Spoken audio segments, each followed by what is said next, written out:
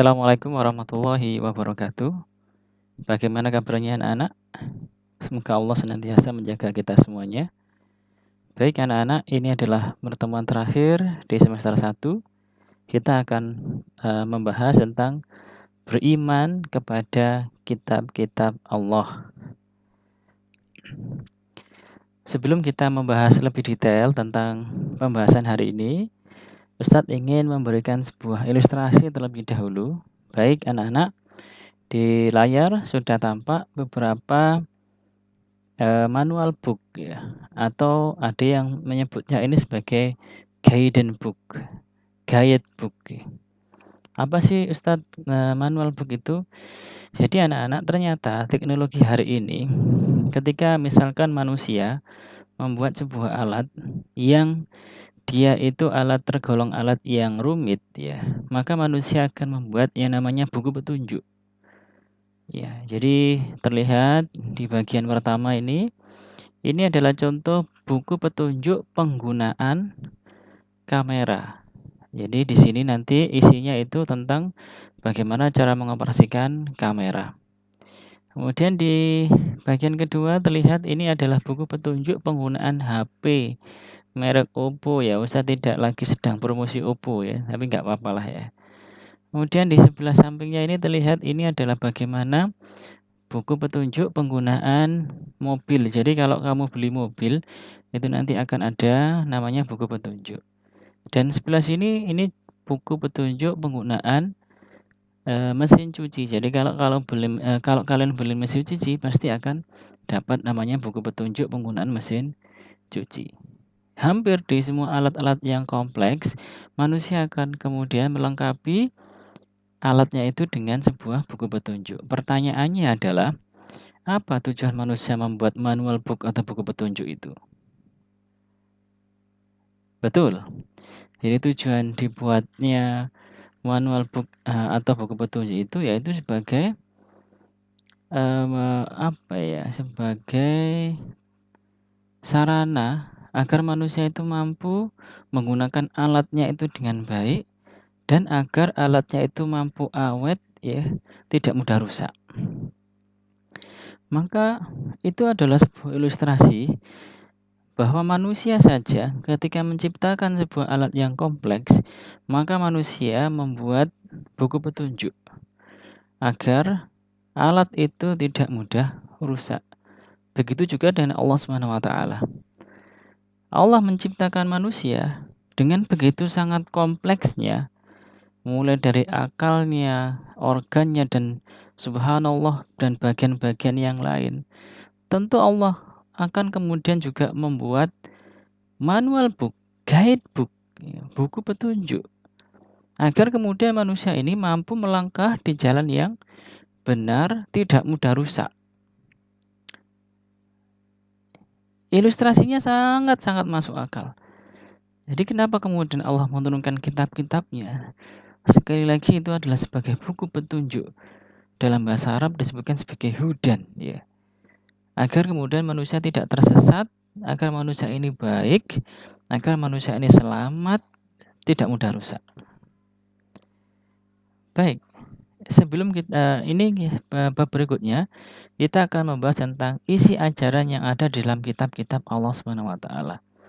Jadi perlu kita ketahui bahwa kitab-kitab Allah itu ada 4. Ya, nanti akan kita bahas di slide berikutnya. Lalu apa sebenarnya isi kitab-kitab Allah itu? Yang pertama, semua kitab Allah itu berisi tentang ajaran tauhid. Apa itu ajaran tauhid? Ajaran yang mengharuskan manusia untuk menyembah Allah dan tidak menyatukannya dan tidak menyekutukannya. Jadi benar-benar mengesahkan Allah. Mengesahkan Allah. Tidak ada Tuhan yang layak disembah, hanya Allah SWT. Allah tidak beranak dan tidak diperanakkan. Tidak ada Tuhan Bapa, tidak ada Tuhan Anak, tidak ada dewa-dewa. Tidak butuh Allah. Ya. Jadi Allah itu satu-satunya yang harus disembah. Mulai dari zaman dulu sampai sekarang, ajarannya tetap sama. Ustadz, kalau kemudian ada agama yang ada dewa-dewanya Ustadz, berarti itu adalah ajaran yang menyimpang. Indonesia sendiri itu di dalam sila pertama dikatakan ketuhanan yang Maha Esa. Jadi Tuhannya itu satu. Kalau ada Tuhan banyak, berarti ada kekeliruan di dalam pemahaman ajarannya. Yang kedua adalah tentang aturan hidup dan hukum. Kenapa dibuat aturan hidup? Jadi kita tahu bahwa kenapa dibuat aturan, contoh di kelas, ya tentu agar kemudian hidup ini berjalan dengan baik, dengan lancar, dalam tanda kutip nanti manusia akan memperoleh keselamatan di yaumul akhir. Jadi intinya ada dua ajarannya itu. Yang pertama tadi apa nak? Ajaran tauhid. Yang kedua apa? Aturan atau hukum. Baik, di bab ini kita akan membahas tentang apa sebenarnya kitab-kitab Allah yang diturunkan kepada manusia. Yang pertama adalah kitab Zabur. Kitab Zabur diturunkan untuk Nabi siapa anak-anak? Nabi Daud alaihissalam. Ini terekam di dalam surat An-Nisa ayat ke-163. Wa ataina Dawuda Zaburoh, dan kami berikan Zabur kepada Daud. Jadi yang pertama kitabnya itu kitab Zabur ya. Yang kedua, kitab Taurat diturunkan kepada Nabi Musa alaihissalam. Terekam di dalam surat Al-Maidah. Mohon maaf ini kita langsung ke ketiga dulu ya. Ketika ada kitab Injil diturunkan kepada Nabi Isa alaihissalam. Ini terengkam dalam surat Al-Maidah ayat ke-48.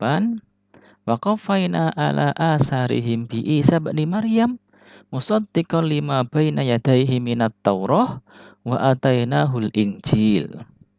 Dan kami iringkan jejak mereka nabi-nabi Bani Israel dengan Isa putra Maryam, ya Isa ya. Membenarkan kitab sebelumnya. Kitab sebelumnya itu apa? Yaitu kitab Taurat yang diturunkan kepada Nabi Musa. Dan kami telah memberikan kepadanya kitab Injil. Yang terakhir yaitu Al-Quran yang kita kenal hari ini diturunkan kepada Nabi Muhammad SAW. Terekam di dalam surat Al-Insan ayat 23. Inna nahnu nazzalna alaikal Qur'ana tanzila.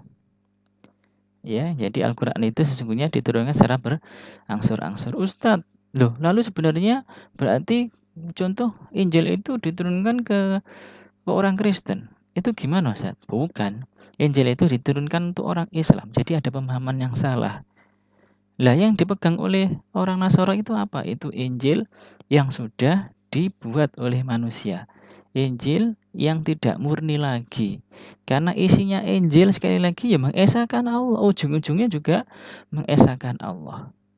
Jadi kalau kemudian hari ini sudah ada penyimpangan, itu berarti bukan asli Injil. Bisa dipahami ya anak-anak?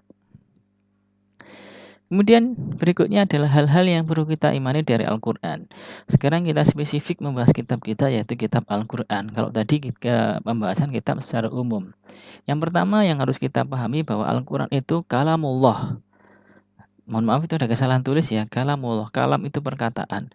Jadi kalamullah itu perkataan Allah. Wama yang tiku anil hawa in huwa illa wahyu yuha, dan tidaklah diucapkan Al-Quran itu menurut keinginannya. Tidak lain adalah wahyu yang diwahyukan. Jadi Al-Quran itu bukan perkataan seseorang. Bahkan bukan juga perkataan Nabi Muhammad. Al-Quran itu kalamullah, perkataannya Allah. Yang kedua, Al-Quran itu mukjizat. Apa mukjizat itu? Mukjizat itu adalah hal yang luar biasa. Dan mukjizat itu hanya diberikan kepada Nabi dan Rasul ya. Ini yang perlu kita garis bawahi. Kenapa Al-Quran mukjizat? Karena banyak keajaiban yang ada di dalam Al-Quran ya. Banyak informasi-informasi yang baru terpecahkan bahkan di abad-abad sekarang gitu ya. Padahal informasi itu sudah di abad yang dulu. Ini membuktikan bahwa Al-Quran itu benar-benar adalah mukjizat ya. Yang ketiga, bahwa Al-Quran itu mutawatir. Apa maksudnya? Mutawatir itu diriwayatkan oleh banyak orang. Banyak orang-orang yang meriwayatkan tentang Al-Quran. Banyak orang-orang yang hafal tentang Al-Quran. Sehingga Al-Quran itu pasti terjaga. Tidak mungkin kemudian ada yang salah. Yang keempat, membacanya adalah ibadah. Jadi perlu kita ketahui bahwa satu huruf itu satu kebaikan. Dan satu kebaikan bisa dilipatkan menjadi 10. Dan Allah mengatakan alif lam mim itu bukan satu huruf, tapi alif satu huruf, lam satu huruf, mim satu huruf. Sehingga kalau kemudian kita membaca sebuah ayat itu sudah berapa kebaikan yang kita lakukan. Dan kalau kemudian kita yakin, maka insya Allah kebaikan itu akan diberikan Allah kepada kita. Yang kelima, diturunkan kepada Nabi Muhammad. Yang terakhir anak-anak, bahwa hari ini kita harus bangga menjadi seorang muslim. Kenapa kita bangga? Yang pertama adalah kita sudah diberikan jalan yang lurus. Ya. Kita tidak akan tersesat. Jadi kita bukan manusia-manusia yang kemudian menjadi manusia-manusia yang pembuat onar. Kita adalah manusia-manusia yang benar, tidak tersesat. Kata Rasul kita, bahwa Allah sudah meninggalkan 2 pedoman, yang ketika 2 pedoman itu kita lakukan, maka kita tidak akan tersesat.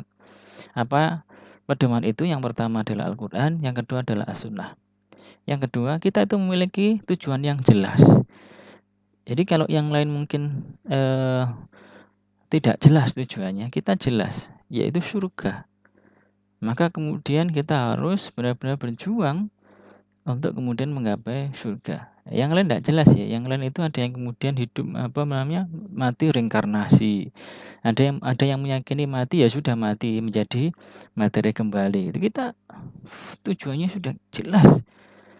Menjadi khalifah ard fil ard, menjadi pemimpin di bumi dan menjadi penghuni-penghuni surga. Maka untuk itulah kita harus bangga menjadi seorang muslim.